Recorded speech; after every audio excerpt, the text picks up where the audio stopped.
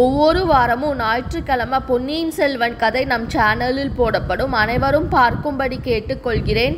காலை சூரியன் உதித்தது. அது வந்தியத்தேவனை தட்டி எழுப்பியது. உறக்கம் நீங்கிய பிறகு சுய உணர்வு வருவதற்கு சிறிது நேரம் பிடித்தது. அவர் மேல் விழுந்தது சூரியனுடைய வெளிச்சமா அல்லது கரங்களை விளக்கின் ஒளியா என்று தெரிவதற்கு சிறிது நேரம் பிடித்தது. முதல் நாள் இரவு அனுபவங்களில் எது உண்மை எது கனவு என்று எண்ணி பார்த்தபோது அவருக்கு ஒரே குழப்பமாக இருந்தது. வீட்டிலே பெரியவரின் மனைவியும் அவருடைய மருமகளும் மட்டுமே இருந்தார்கள். பெரியவர் குலகர் கோயிலுக்கு புஷ்ப கைங்கரியம் செய்வதற்காக போயிருப்பதாக அவர்கள் சொன்னார்கள். பூங்குழலியை பற்றி அவர்களிடம் விசாரிக்க அவருக்கு தைரியம் வரவில்லை. அவர்கள் அளித்த காலை உணவை அருந்திவிட்டு சுற்றுமுற்றும் கண்களை செலுத்தி தேடி பார்த்தார். பூங்குழலி எங்கும் அகப்படவில்லை. ஆலயத்துக்கு போய் பார்க்கலாம் என்று போனார். அங்கே அவள் தந்தை இருந்தார். கோயிலை சுற்றி இருந்த மரங்களில் இருந்து பூஜைக்குரிய புஷ்பங்களை கொய்து கொண்டிருந்தார். மலர்களை தொடுத்து மாலையாக்குவதற்கு சில நாள் பூங்குழலி வருவதுண்டு என்றும் ஆனால் இன்றைக்கு வரவில்லை என்றும் கூறினார். எங்கேயாவது காட்டில் மான்களை துரத்தி கொண்டிருப்பாள், அவளை தேடி பிடித்து கேட்டுப்பார் என்றார். தம்பி, ஒரு விஷயத்தில் ஜாக்கிரதையாக இரு. அவள் பொல்லாதவள். தப்பட்டம் செய்து கொள்ளும்படியாக அவளிடம் ஏதாவது சொல்லிவிடாதே. உடனே பத்திரகாளியாக மாறிவிடுவாள். அப்புறம் உன் உயிர் உன்னுடையது அல்ல என்று எச்சரிக்கை செய்தார் பெரியவர். காட்டுக்கு பூங்குழலியை தேடிக்கொண்டு போனார் வந்தியத்தேவன். காட்டிலே எங்கே என்று தேடுவது. சிறிது நேரத்துக்கெல்லாம் அவருக்கு அலுத்து போய் விட்டது. காட்டிலிருந்து வெளியேறினால் போதும் என்று ஆகிவிட்டது. வெளியேறிய பின்னர் கடற்கரையை நோக்கி சென்றார். கடற்கரையோடு நீண்ட தூரம் அலைந்தும் பலனொன்றும் இல்லை. பூங்குழலியை காணவில்லை. எப்படியும் மத்தியான சாப்பாட்டுக்கு வீட்டுக்கு வருவாள் அல்லவா, அங்கு பார்த்து கொள்ளலாம் என்று திரும்பினார். திடீரென்று ஒரு எண்ணம் தோன்றியது. அலையும் ஆட்டமும் அதிகம் இல்லாமல் அமைதியாக இருந்த அந்த கடலில் இறங்கி குளிக்க வேண்டும் என்ற ஆசை உண்டாயிற்று. இந்த பக்கத்தில் கடலில் ஆழம் அதிகம் இல்லை என்று முன்னமே கேள்விப்பட்டதுண்டு. முதல் நாள் மாலையில் பூங்குழலியும் சொல்லியிருக்கிறாள். பின்னே இறங்கி குளிப்பதற்கு என்ன தடை? கடல் விஷயத்தில் அவருக்கிருந்த பயத்தை போக்கிக் கொள்வதும் அவசியம். படகிலும் கப்பலிலும் ஏறி பிரயாணம் செய்ய வேண்டிய அவசியம் நேர்ந்திருக்கிறது. கடலை கண்டு பயப்பட்டால் முடியுமா? அந்த பயத்தை போக்கிக் கொண்டே ஆக வேண்டும். இடுப்பை சுற்றி கட்டியிருந்த சுருள் துணியையும் கத்தியையும் எடுத்து கடற்கரையில் வைத்துவிட்டு கடலில் இறங்கினார். மெல்ல மெல்ல ஜாக்கிரதையாக காலை எடுத்து வைத்து நடந்தார். போக போக முழங்கால் அளவு ஜலத்துக்கு மேல் இல்லை.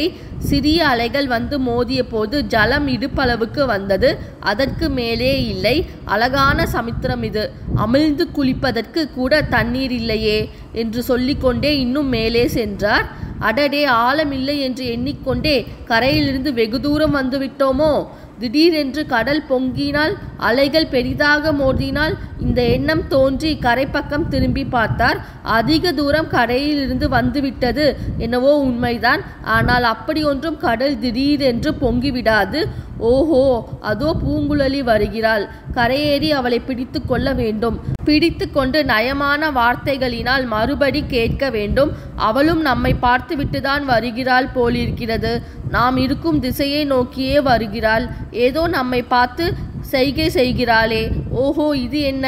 கரையில் குனிந்து அவள் என்ன பார்க்கிறாள்? என்னத்தை எடுக்கிறாள்? நம்முடைய இடுப்பில் சுற்றும் சுருள் துணியை அல்லவா எடுக்கிறாள். பெண்ணே, அதை எடுக்காதே, அது என்னுடையது. நாம் சொல்வது அவள் காதில் விழவில்லையே. இந்த கடல் அலைகளின் இரைச்சல். இதோ நம் குரல் அவளுக்கு கேட்டுவிட்டது. நம்மை பார்த்து அவளும் ஏதோ சொல்கிறாள். பூங்குழலி, அது என்னுடையது, எடுக்காதே. இந்தா சொன்னா கேட்க மாட்டாயா? உடமைய போல கையில் எடுத்துக்கொண்டு நீ பாட்டுக்கு போகிறாயே. நில் நில். வந்தியத்தேவன் கரையை நோக்கி ஓட ஆரம்பித்தார். ஒரு தடவை பூங்குழலி அவரை திரும்பி பார்த்தாள். பிறகு அவளும் ஓடத் தொடங்கினாள். வீடும் கரங்களை விளக்கமும் இருந்த பக்கத்துக்கு எதிர்பக்கமாக காட்டை நோக்கி ஓடினாள். ஆஹா, இவள் துஷ்ட பெண். துஷ்ட பெண்ணா அல்லது வெறும் பைத்தியமா? இந்த பைத்தியமிடமிருந்து நமது அரை சுருளை எப்படியும் வாங்கியாக வேண்டுமே. 2 தடவை கடலில் இடறி விழுந்து ஒரு வாய் உப்பு தண்ணீரும் குடித்துவிட்டு வந்தியத்தேவன் மெதுவாக கரையேறினார். பிறகு அந்த பெண்ணை தொடர்ந்து ஓடினார். ஓட ஓட அவளுடைய ஓட்டத்தின் வேகம் அதிகமாயிற்று. சற்று தூரத்தில் 50-60 மான்களின் கூட்டம் ஒன்று ஓடியது. மான்கள் மிரண்டு பாய்ந்து ஓடுவது, தாவி தாவி குதித்து ஓடுவது என்ன அழகான காட்சி! ஏன் இதோ இந்த பெண் குதித்து குதித்து ஓடுகிறாளே, இதுவும் அந்த மான்களின் ஓட்டத்தை விட அழகில் குறைவில்லை. இம்மாதிரி இயற்கையாகவும் எதேச்சையாகவும் வாழும் பெண்களின் அழகே அழகுதான். ஆனால் இதையெல்லாம் அவளிடம் சொல்லக்கூடாது. சொன்னால் காரியம் கெட்டு போய்விடும். பெரியவர் தான் எச்சரித்திருக்கிறாரே. இருந்தாலும் இவள் எதற்காக இப்படி வீம்பு பிடித்து கொண்டு ஓடுகிறாள்? காட்டில் புகுந்து விட்டால் அப்புறம் அவளை கண்டுபிடிப்பது எப்படி? இதோ காட்டுக்குள் புகுந்தே விட்டாள். காரியம் கெட்டு குட்டிச்சுவராகிவிட்டது. நம்மை போன்ற மௌதீகனம் உலகிலேயே வேறு யாரும் இருக்க முடியாது. குரங்கின் கையில் அகப்பற்ற பூமாலை திரும்பி வருமா? வந்தியத்தேவனும் சிறிது நேரத்தில் காட்டுக்குள் புகுந்தார். அங்கும் இங்கும் அலைந்தார். அவசரத்தினாலும் பரபரப்பினாலும் உடம்பெல்லாம் முட்களால் கீறிக்கொண்டார். பூங்குழலி பூங்குழலி என்று கூச்சலிட்டார். பிறகு மரமே பூங்குழலியை கண்டாயோ, காக்காய் பூங்குழலியை கண்டாயோ என்றெல்லாம் கேட்க ஆரம்பித்தார். இது என்ன, நமக்கே பைத்தியம் பிடித்துவிடும் போலிருக்கிறதே என்று அவர் நினைக்கத் தொடங்கிய சமயத்தில் திடீரென்று மரத்தின் மேலிருந்து ஏதோ விழுந்தது. அவருடைய அரை துணி சுருள்தான். மிக்க ஆவலுடன் அதை எடுத்து சுருளை பிடித்து பார்த்தார். ஓலை பொற்காசுகள் எல்லாம் பத்திரமாய் இருந்தன. பணம் பத்திரமாய் இருக்கிறதா என்று ஒரு குரல் மேலிருந்து வந்தது. வந்தியத்தேவன் அண்ணாந்து பார்த்தார். பூங்குழலி மரக்கிளையில் உட்கார்ந்திருந்தாள்.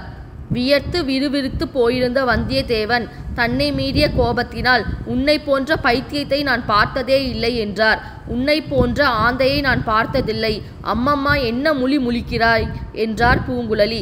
எதற்காக இப்படி என்னை அலக்களிக்கிறாய்? உனக்கு பணம் வேண்டும் என்றால் அப்படின்னு வந்தியத்தேவன் சொல்ல, சீ, உன் பணம் இங்கு யாருக்கு வேண்டும் அப்படின்னு பூங்குழலி சொன்னாங்க.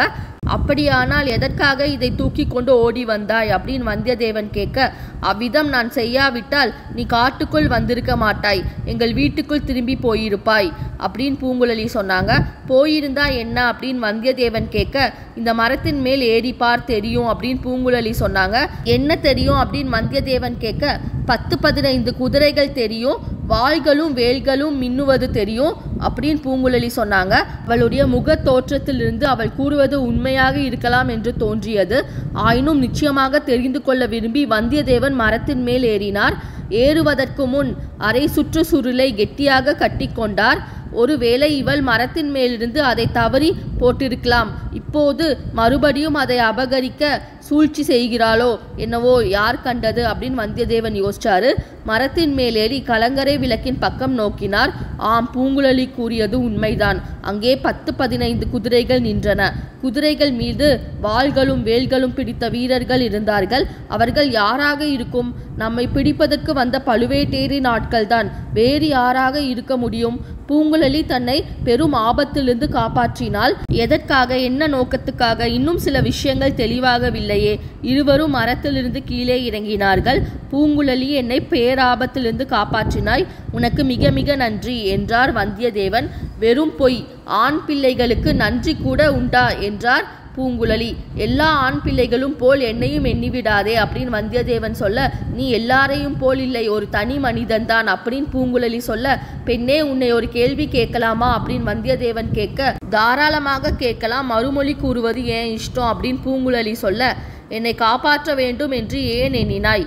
என் பேரில் திடீரென்று தயவு பிறக்க காரணம் என்ன அப்படின்னு வந்தியத்தேவன் கேட்க, பூங்குழலி சும்மா இருந்தால். அவள் சிறிது திகைத்து போனாள் என்பது முகத்திலிருந்து தெரிந்தது.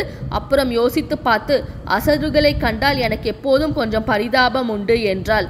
சந்தோஷம். இந்த வீரர்கள் என்னை தேடி வந்திருக்கிறார்கள் என்பதை எப்படி அறிந்தாய் அப்படின்னு வந்தியத்தேவன் கேட்க, உன்னை பார்த்தால் தெரியவில்லையா?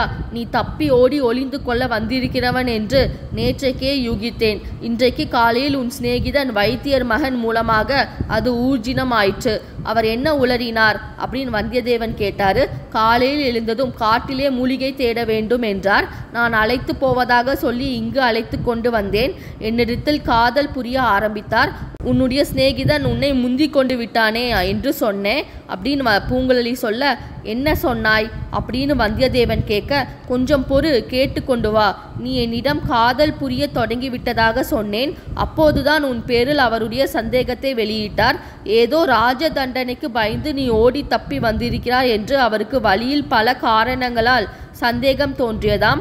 அப்படிப்பட்டவனை நம்பி அநியாயமாக கெட்டு போகாதே, என்ன கல்யாணம் செய்து கொள் என்றார். ரொம்ப அவசரப்படுகிறாயே, பெரியவர்களை கேட்க வேண்டாமா என்றேன். பழந்தமிழ் மரபையொட்டி களவு மனம் புரிந்து கொள்ளலாம் என்றார். எப்படி இருக்கிறது கதை அப்படின்னு பூங்குழலி கேட்க, அடப் சண்டால பாவி என்று கத்தினார் வந்தியத்தேவன். இதற்குள் குதிரைகள் வரும் சத்தம் கேட்டது. நான் மரத்தின் மேல் ஏறி பார்த்துவிட்டு இறங்கி வந்து அவரை ஏறி பார்க்க சொன்னேன். மரத்தின் மேலே நின்று பார்த்தபோது அவருடைய கால்கள் வெடவெடவென்று நடுங்கியதை நினைத்தால் இப்போதும் எனக்கு சிரிப்பு வருகிறது என்று சொல்லிவிட்டு பூங்குழலி சிரித்தாள். விளையாட்டு இருக்கட்டும், அப்புறம் என்ன நடந்தது அப்படின்னு வந்தியத்தேவன் கேட்க, அவர் மரத்தின் மேலிருந்து கீழே இறங்கி வந்தார். பார்த்தாயா, நான் சொன்னது சரியாக போயிற்று. அவரை பிடிப்பதற்கு தான் ராஜசேவகர்கள் வந்திருக்கிறார்கள் என்றார்.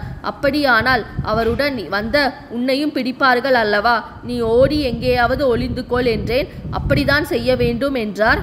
என்னை விட்டு பிரிந்து சென்றார். நான் எதிர்பார்த்தபடியே நடந்தது. என்ன நடந்தது அப்படின்னு வந்தியத்தேவன் கேட்க, ஓடி ஒளிந்து கொள்வதாக என்னிடம் சொல்லிவிட்டு நேரே அந்த குதிரைக்காரர்கள் இருந்த திசையை நோக்கி போய் அவர்களிடம் அகப்பட்டு கொண்டார். ஐயோ பாவம் அப்படின்னு வந்தியத்தேவன் சொல்ல, அதிகமாக பரிதாபப்பட்டு விடாதே, கொஞ்சம் மிச்சம் வைத்துக்கொள் அப்படின்னு பூங்குழலி சொல்ல, ஏன் அப்படி சொல்ற அப்படின்னு வந்தியத்தேவன் கேட்க, குறையும் கேள், நீயே தெரிந்து கொள்வாய். அவர்களிடம் நேரே போனார். அவர்கள் இவரை அதிசயத்துடன் பார்த்தார்கள். உற்று உற்று பார்த்து ஒருவரை ஒருவர் ரகசியமாக பேசிக்கொண்டார்கள். நீங்கள் யார் என்று இவர் கேட்டார். நாங்கள் வேட்டைக்காரர்கள், மான் வேட்டையாட வந்திருக்கிறோம் என்று அவர்களில் ஒருவர் சொன்னார். இல்லை, நீங்கள் என்னை வேட்டையாட வந்திருக்கிறீர்கள் என்று எனக்கு தெரியும் என்றார் இவர். அவர்கள் இன்னும் வியப்படைந்து இவனை தூண்டிவிட்டார்கள். வந்தியத்தேவனை தேடிக்கொண்டு வந்திருக்கிறீர்கள், அவர் இருக்கும் இடத்தை காட்டுகிறேன், என்னை சும்மா விட்டு விடுவீர்களா என்று கேட்டார். அவர்களும் அதற்கு சம்மதித்தார்கள். இவர் அவர்களை அழைத்து கொண்டு எங்கள் வீட்டு பக்கம் போனார். துரோகி, சண்டாளன் அப்படின்னு வந்தியத்தேவன் சொல்ல, அவர்கள் போன பிறகு நான் உன்னை தேடிக்கொண்டு வந்தேன். நீ கடலில் இறங்கி குடித்து கொண்டிருந்தாய் அப்படின்னு பூங்குழலி சொல்ல, என்னிடம் அங்கேயே இதெல்லாம் ஏன் சொல்லவில்லை? இந்த துணி சுருளை எடுத்துக்கொண்டு ஏன் ஓடி வந்தாய் அப்படின்னு வந்தியத்தேவன் கேட்க, இல்லாவிட்டால் நீ அவ்வளவு வேகமாக ஓடி வந்திருப்பாயா? அந்த வேட்டைக்காரர்களை ஒரு கை பார்க்கிறேன் என்று அவர்களை தேடி போயிருந்தாலும் போயிருப்பாய். என் பேச்சையே ஒருவேளை நம்பி இருக்க மாட்டாய். இவ்வளவையும் சொல்லி உன்னை என்னுடன் வரும்படி செய்வதற்குள் அவர்கள் உன்னை ஒருவேளை பார்த்திருப்பார்கள் அப்படின்னு பூங்குழலி சொல்ல, ஆஹா, இந்த பெண்ணையா நாம் பைத்தியக்காரி என்று எண்ணினோம் என்று வந்தியத்தேவன் நினைத்து வெட்கம் அடைந்தார். இவளிடம் பூரண நம்பிக்கை வைத்தாக வேண்டும். இவளுடைய உதவி இல்லாவிட்டால் நாம் கடலை கடந்து இலங்கை செல்ல முடியாது. இவ்வளவு தூரம் வந்ததும் வீணாகும். பழுவேட்டையர்களிடம் திரும்ப அகப்பட்டு கொள்வதும் நேரலாம் அப்படின்னு வந்தியத்தேவன் யோசிச்சாரு. பெண்ணே, நீ எனக்கு எவ்வளவு பெரிய உதவி செய்திருக்கிறாய் என்பதை சொல்ல முடியாது. மிச்ச உதவியையும் நீதான் செய்ய வேண்டும் அப்படின்னு வந்தியத்தேவன் கேட்க, என்ன செய்ய வேண்டும் என்கிறாய் அப்படின்னு பூங்குழலி கேட்டாங்க. என் சிநேகிதனுடைய லட்சணத்தை பார்த்து விட்டாய் அல்லவா? அவரை நம்பி பயன் இல்லை என்று தெரிந்து கொண்டாய் அல்லவா? நீதான் படகு வலித்து வந்து என்னை இலங்கையில் சேர்ப்பிக்க வேண்டும் அப்படின்னு வந்தியத்தேவன் கேட்க, பூங்குழலி மௌனமாக இருந்தாங்க. நான் தப்பு காரியம் எதுவும் செய்யக்கூடியவர் அல்ல என்று உனக்கு நம்பிக்கை ஏற்படுகிறதா? பெண்ணே, இலங்கைக்கு மிக முக்கியமான காரியமாக நான் உடனே போய் தீர வேண்டும்.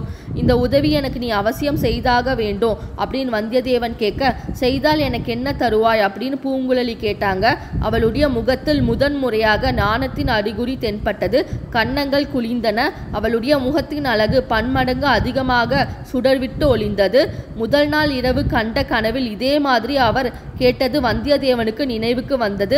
அதே வார்த்தைகள் அவர் நாவில் வருவதற்கு துடித்தன. பல்லினால் நாவை கடித்து கொண்டு அந்த வார்த்தை வராமல் நிறுத்தினார். பெண்ணே, இந்த உதவி நீ எனக்கு செய்தால் உயிர் உள்ள அளவு மறக்க மாட்டேன். என்றென்றும் நன்றி செலுத்துவேன். உனக்கு நான் இதற்கு பிரதியாக செய்யக்கூடியது எதுவும் இருப்பதாக தெரியவில்லை.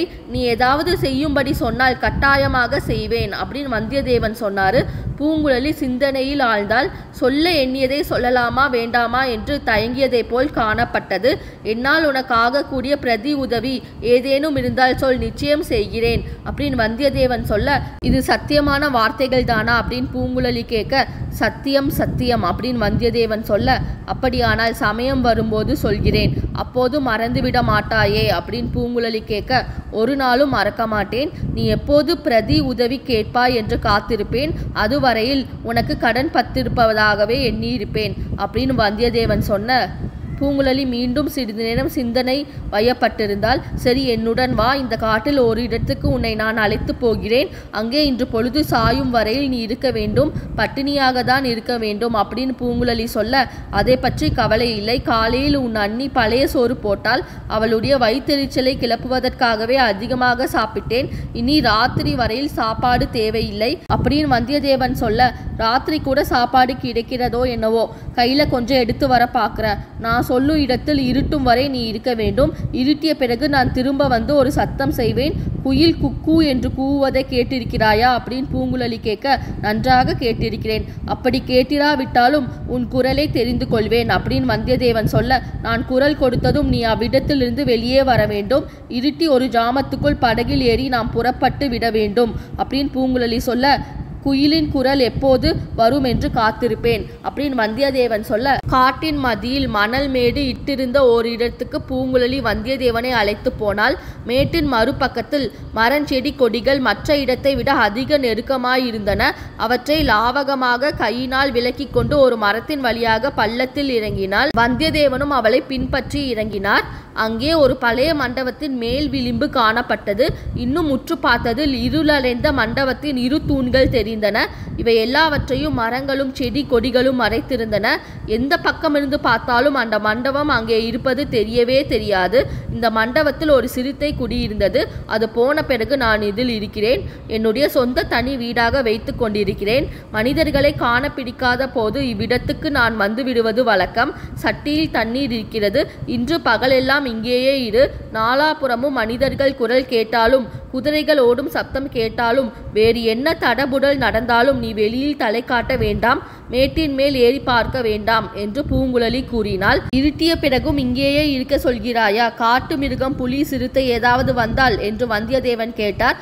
புலி சிறுத்தை இங்கே ஒன்றும் இப்போது இல்லை.